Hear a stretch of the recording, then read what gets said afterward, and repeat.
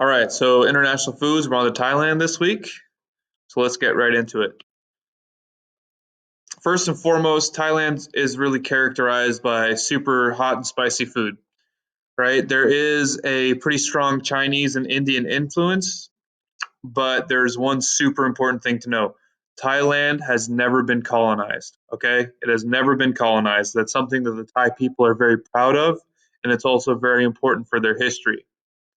But there is a really prevalent influence from all these countries around them, right? From China, we're going to see that element of balance again that we talked about last week, and some Buddhist elements again. So, and India is the other big one. You're going to see lots of different spices and stuff like that, especially when we go to curry. Okay. But if we look around, Thailand's in the middle of Southeast Asia. So there are a ton of very strong food cultures around them. In the south, you see the Malay and the Indonesian, right? Indonesia has the largest population of Muslim people in the world. So that's an influence that we need to talk about. Okay. You'll see in the east, there's Vietnam, and even farther, the Philippines. In the north, there's the Laotian and the Burmese people and the Hmong, and all those are really strong food cultures as well. So we'll see tons of different type of influences. Okay, there are four main elements of Thai cuisine. Okay, first and foremost, it's rice and noodles. So Thailand has been growing rice since the beginning of agriculture. Okay, it's an extremely strong rice culture. A Thai person's not going to ask you, "Are you hungry?" or "Have you eaten?" They're going to say, "Have you had rice yet?" Okay, that's a very common saying.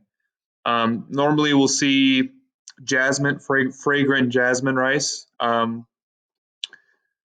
It can be boiled, or there also is sticky rice, right? And we'll talk about that in a minute. But there are different ways of cooking rice in Thailand.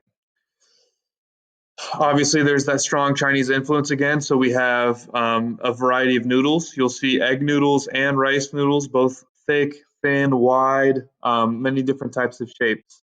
Based on the type of dish, there'll be a different type of noodle. Okay, so we've seen that before. That's not new to us. Okay, but rice and big rice culture, but there are noodles as well. Lots of noodle dishes. Okay, fish and seafood. Another really common Thai saying is that there's rice in the fields and fish in the water. So that can kind of tell you what their staple diet is. It's a bountiful area. They're surrounded by water, right? So there is a ton of seafood in those gulfs and bays around that part of Southeast Asia. You'll see a lot of shrimp. This is black tiger shrimp. Tons of shrimp in Thai culture, and but you also see like fin fish and stuff like that. Just like Vietnam, they also use fermented fish products to flavor food. So there is Thai fish sauce, which we'll talk about, which is a little bit saltier, a little bit more pungent than Vietnamese fish sauce. And then there's also shrimp paste, right? So fermented shrimp paste is something that's really common in Southeast Asia to add funk and pungent flavor to stuff. We will also be talking about that, but tons of seafood. So when we talk about that Buddhist influence, vegetarianism does play a role in Thai food. I would say that the Thais do not fully practice the vegetarianism preached in Buddhism, but it is a very prevalent part of the culture. Throughout trade with the New World over time, we start seeing things like tomatoes and stuff like that that grows from the western side of the world. Because Thailand is so lush and the soil is so fertile, they can grow just about anything. Also, the humidity and heat play a huge role. That's like it's like having basically a greenhouse outside. It makes things grow really well. But we will find the same flavoring ingredients and aromatics that we saw in Vietnam. So there's galangal, turmeric, ginger, lemongrass, kaffir lime leaf, garlic, shallots, citrus fruits, stuff like that. We're going to see citrus again as the element of sour. So remember, um, Thailand is really about balance when it comes to food because they have really powerful flavoring ingredients. It's all about balancing that sweet, spicy, salty, sour, and pungent. You'll see that time and time again. That's the whole goal of Thai cuisine is to balance that. As far as fruit, I think green papaya is a real, or papaya in general is a really important one. We'll see papaya being used in their salad. Um, yeah, so they use fruits in salads and stuff like that, but it's a carrier for sweet and savory flavors. Okay, very interesting. So again, if we go and talk about that Buddhist influence again, that kind of causes the Thai people, I would say in general, I'm always generalizing when I make big statements like this, is they usually eat meat in smaller quantities than you would see in a very meat heavy culture. But what I think is really interesting about these types of markets in Thailand is first off, these are open air markets, right? Um, Obviously, no refrigeration and all the meat's fresh. There's nothing frozen. Again, generalizing, but Thai people don't seem to trust frozen meat. Okay, so they just have out what they're going to sell for the day and they sell it in open air. But what I'm getting at is what's really interesting in these markets is there's all these different types of people in Thailand, right? There's Muslim people, right? They're not going to touch pork. So if you see a Muslim vendor, they're not having pork products. If you see a Hindu or an Indian vendor, they're not going to sell beef products. If you see um, like people that just sell everything, those usually aren't Thai Buddhists, right? You wouldn't see someone with a Buddhist lineage selling meat. So a lot of times, a lot of the butchers are of Chinese descent. I just think that's one really interesting thing to show that kind of show all the different cultures that kind of cultivate in Thailand. One thing about meat is chicken is really, really popular because it's not very strongly flavored, right? Chicken is kind of bland. Um, but what we know about Thai flavoring ingredients is that they're extremely powerful, they're extremely flavorful ingredients. So something like chicken really lends itself well to all those really strong flavors. Okay, so let's move on to some notable ingredients. First off, sticky rice. It's also known as glutinous rice. This type of rice is really sticky and chewy because it's not boiled at all, right? It's straight steamed. It's put in that basket and it's only heated with steam. Okay, it never touches water. Therefore, it doesn't soak up a bunch of liquid and it doesn't get extremely soft. It is pretty sticky and chewy. So if it's used in a savory application, you'll for sure see people using their hands. Um, just to kind of do a quick sidebar, the Thai people, when it comes to cutlery, they use forks and spoons, right? It's not, you wouldn't really see chopsticks unless it's something in a bowl, maybe noodles in a bowl, but for the most part, it's forks and spoons. But when it comes to sticky rice and savory applications, it's really hard to cut or to manipulate with cutlery, so they'll use their hands. Also, when you think of sticky rice, most times people just assume it's mango sticky rice. So, yes, there are sweet and savory versions of sticky rice dishes or sticky rice applications. Um, but yeah, it can be done both ways. It's not just mango sticky rice. But remember, Thailand is a huge rice culture. They are really known for having good jasmine rice and they use it a lot. Tamarind. So, this is something we're going to find in Southeast Asia everywhere. It was in Vietnam as well. We just didn't study it because I think it's a little more prevalent in Thai and Malay and like Sri Lankan food and stuff like that. But it's not only in Southeast Asia. We'll find it in South Asia. We'll find it in Latin America. You'll find it in the southwest of North America. Um, it's a tree, right?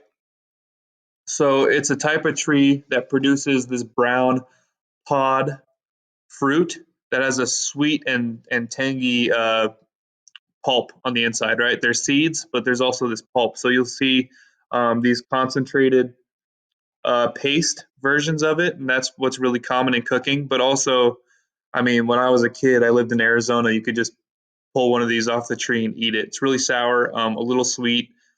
It's very commonly used as a form of acidity. So not only are we going to see citrus used for acid, we'll also see tamarind used for another element of sour, but it is a little sweet as well. So it adds really good depth, complexity when you want to have a little acidity and a little sweetness. Okay, so this is one of the two big fermented fish products in Thailand. So shrimp paste.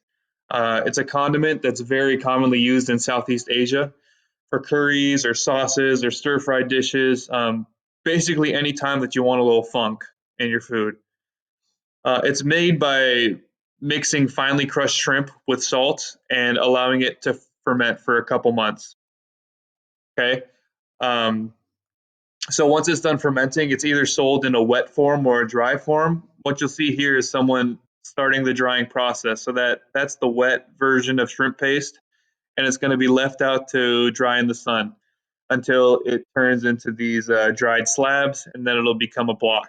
Okay, so most times that you buy shrimp paste, it looks like a brick. All right, and you just slice off what you need. And when you use shrimp paste, you toast it first to make it really aromatic. And that is a unique smell, to say the least. It's one of those like, why does this make things taste good smells. It's pretty funky. It's a little gross first time you smell it, but if you've ever had like Malaysian sambal, that's basically just shrimp paste and chilies, and it's delicious, right? So it's a very unique flavoring ingredient, but it does add a great pungency or pungent thing to a lot of Thai dishes. And remember, Thai is all about balancing extremely assertive flavors, and this is one big portion of it. So the Thai call their fish sauce nam pla. It's the same process as in Vietnam, but what we notice from Thai fish sauce is that it's a little saltier and it's more pungent, so it's more funky. Um, Fish sauce is used in Thailand just like in Vietnam to season food and to add a pungent element to whatever it's added to. So yeah, fish sauce is really like the lifeblood of Southeast Asian food, in my opinion. And we're gonna see a lot of the same flavoring ingredients we talked about in Vietnam. Coconut and coconut milk. You'll see all those aromatics, the dried shrimp, the turmeric, the galangal, palm sugar, um, dry Thai chilies, fish sauce, kaffir lime, lemongrass, stuff like that. But also, there's lots of different types of citrus. Okay, so we'll see lemon lime, kaffir lime, things like Buddha's hand, right? That's another form of citrus, which is really cool. You find it in South Asia and Southeast Asia. There's also lots of spices from India, right? Star anise, coriander, cinnamon, cloves, mustard seeds, tons more than just that, but you'll see lots of spices. And then herbs, again, tons of fresh herbs. Cilantro, scallion, different types of basil like Thai basil or holy basil. Dill is one that you'll see a lot in Thai food, and mint. So we got some mint up there.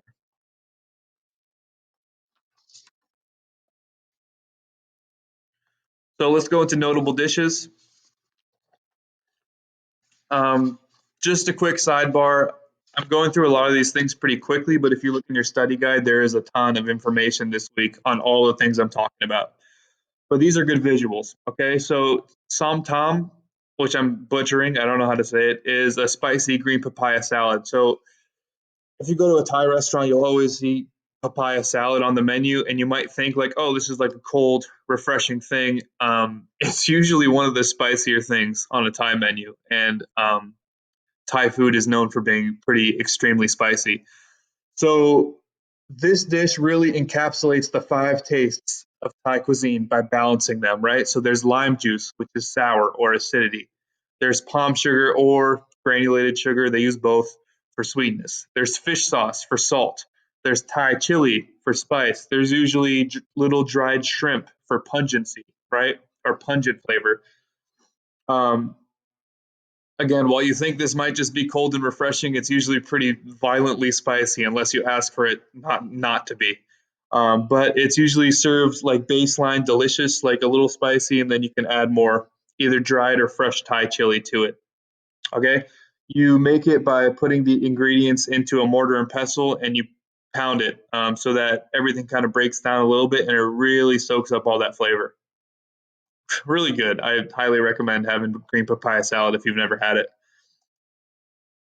So pad Thai is probably the most famous and iconic Thai dish in the world, just because I think it's something that anybody can look at and it looks somewhat familiar, but it does have that distinct Thai flavor. Again, it's about balancing those five tastes. So there's lime juice and tamarind, which is the sour. There's the sugar for sweetness, fish sauce for saltiness, and to be pungent, there's dried shrimp and garlic and shallots, and then Thai chilies to make it spicy. The dish is stir fried with eggs, tofu, and in Thailand you'll see like dried tofu that's yellow on the outside and white in the middle. So it's that firmer type of tofu. And bean sprouts and crushed peanuts are usually added. This is one thing that you can serve with. So Thai food will come with a couple condiments usually based on Thai chili. So there'll be one that's Thai chilies and fish sauce, or Thai chilies and vinegar, and you use that to kind of adjust food to your taste. But the baseline Thai food is always made delicious and just as flavorful as it should be. You're just maybe adding that prick nam pla, which is like the spicy fish sauce or something to season it to your taste. But yeah, I think we see this everywhere, especially here. You'll very commonly see shrimp in pad thai. Okay, so we're going to talk about two soups. Tom yum. So tom yum is a spicy hot and sour soup. Tom yum goong is with shrimp. So um, it's usually a lighter broth. Like sometimes people will add things to it to make it creamy, but I think most commonly it's just a hot and sour broth soup with no creamy elements added. Tom means boiled. Yum means mixed. So it's boiled and mixed soup, right? It's known for its assertive aromatic flavor because it has a plentiful use of spices, herbs, and aromatics. You can look at that right now and be like, that's probably a flavor bomb. We can even see here there's Thai chilies and kaffir lime leaf in there. Usually, yeah, you'll see stalks of lemongrass sometimes too, and served with lime. So the main flavoring ingredients are lime, kaffir lime leaf, lemongrass, galangal, fish sauce, and Thai chili. Okay, you'll find tom yum on a lot of American Thai restaurants as well. The other soup we're going to talk about is tom kha. So tom kha gai literally means chicken galangal soup. So it's a spicy hot and sour soup, just like tom yum, but it's flavored with chicken and coconut milk, right? So we see the white, that's coconut milk. It's made with a lot of the same flavoring ingredients that we'll find in tom yum. Those are kind of the staples, but it's hot and sour. It's a little creamy. The type we're talking about is with chicken, but you can find it. They can turn these soups into noodle soups with egg noodles or rice noodles. You can serve it with different types of meat. Um, you'll see a lot of really cool variations on those two soups, tom yum and tom kha, based on specific restaurants, right? Different types of markets or restaurants are going to have different types of soups based on these two styles, right? So this is Thai fried rice. So it's a very common street food item. We'll see this style of food like either rice stir fried with these ingredients, or sometimes you'll see noodles stir fried with these types of ingredients. They're really common street food or cheap food or like cafeteria student foods. Um, and my lights just went off in Thailand. So the rice and ingredients are stir fried in a wok over high heat. Usually there is like day old rice. When you make fried rice, you use rice from the day before. and it's stir fried with egg, usually shrimp as the meat and vegetables. Okay, and Thai aromatics. So there might be kaffir lime leaf in there, or lemongrass, or Thai chilies. It's just the Thai style of fried rice. So what can we attribute that to? Maybe there's some Chinese influence there, right? But it is usually served with that prick nam pla, which is that um, Thai chili fish sauce condiment for you to flavor it how you want. It's remember, the baseline flavor in all Thai dishes are good and balanced, but there are sometimes condiments used to adjust it to your own personal taste. And prick nam pla is one that you'll find basically on every table, right? There's a vinegar version, and there's other little condiments too. Usually there's like straight up sugar because Thai people like sweet, and dried Thai chili as well if you want to go even spicier. So there's lots of condiments. Okay, curries. So this is obvious Indian influence. Now, curry doesn't really mean much. So it's not like, if we're talking about Indian food, just a quick, we're going to stray off the path for a second. If we talk about Indian food, they don't have like, in India, they're not going to call these curries. These are all different dishes that are cooked kind of in the same style, right? So we have Penang in Thailand, we have Masaman. This is a green style. A curry is basically a stew that the base of it is a really flavorful paste, right? So it's a paste of aromatics, herbs, and spices. It's usually done in a mortar and pestle, but common days we can just use a food processor or a blender to make the paste. And then the paste is toasted. It's really important that the paste is toasted. I think I'm going to show you how to make Thai curry on Monday. But they make this really aromatic, flavorful base, and then it's toasted, maybe with shrimp paste or something too, and oil to really get that aroma and to deepen the flavor, right? Once it's thoroughly toasted, then coconut milk is added, right? And that's kind of cooling everything down. And then once you have that base liquid, you season it however you want with more fish sauce or more citrus, and then things like vegetables or meat are added, right? If we're talking masaman curry, that's always beef, right? And that one you can really tell a Middle Eastern or Indian influence. Well, not Indian because of the beef, but like kind of a Muslim flavor profile influence. Um, and then there's a bunch of different types of curries. Curries will really vary on regions and ingredients used. Okay, so curry is not one all encompassing dish, it's just a term to describe many different flavorful stews done in the same styles. When we talk about comparing food cultures, I think curry is one that we can always come back to and try to relay it to another food culture from a different part of the world. I'll tell you right now, we'll definitely talk once we get to Latin America about how Mexican mole is very similar to a Thai curry. Just food for thought. Okay, so the finished curry can be served with noodles. It can be served with rice. Here we see roti, which is kind of based on Middle Eastern or Indian bread. So yeah, that's basically it. That's curry. I'll probably show this to you on Monday. So that's all we got. Please look at your study guide. There's way more information in the study guide than I just showed right here. But yeah, that's Thailand, and we'll talk about it on Monday. So thanks, and I'll see you soon.